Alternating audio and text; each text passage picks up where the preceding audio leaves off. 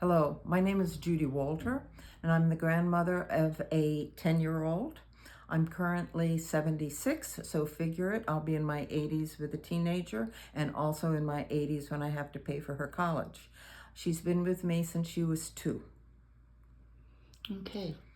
So, what are some of the positives and joys of having a grandchild living with you? The positives and the joys are certainly the love that we share.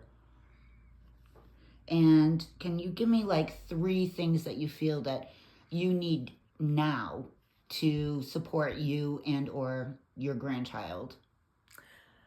All my life, I've lived on the edge financially. I was a single parent most of the time, so I raised 2 daughters financially on my own. I took care of my parents when they were elderly. I took care of this grandchild's older brother much of his life and paid for his daycare.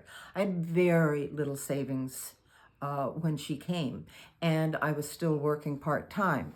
However, because I've been taking care of others so much, I often wasn't working. When I drew on Social Security, which I had to do young, I had very little Social Security. So I received $1,400 a month from the government. And in her first 3 years with me, I didn't know that I could receive any financial benefit from the state. So most of my savings at that time were used up just taking care of her. I currently have $6,000 left in savings. Imagine for the rest of 2 of us to live. Is there anything that you feel like you could use to help you with raising your Yes. granddaughter? First, once again, money. I believe that we should be receiving the same amount of benefits that a foster parent receives. Not only is this a job for us, but a financial responsibility for us, but most of us are also retired with a limited income. It is a full-time job for which I am not reimbursed.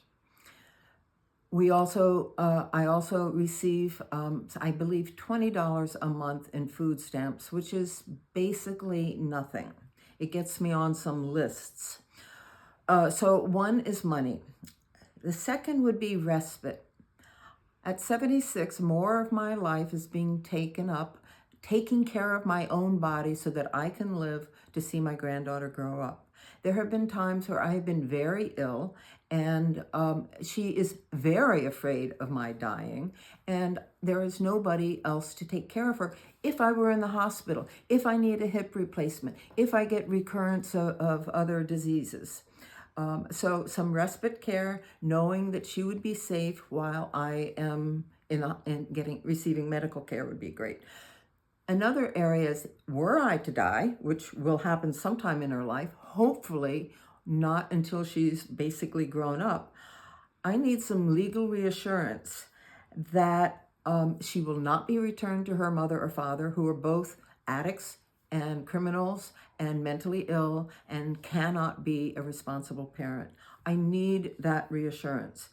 I also would like her to receive any benefits that that my own children, if she were my own child, would receive, like my Social Security benefits. I know that's at a federal level, but it only seems fair that were I to die, because her parents don't work, she couldn't receive any Social Security from them. I would hope that she could receive some Social Security from me. Well, thank you for taking the time to talk to us today. I appreciate it.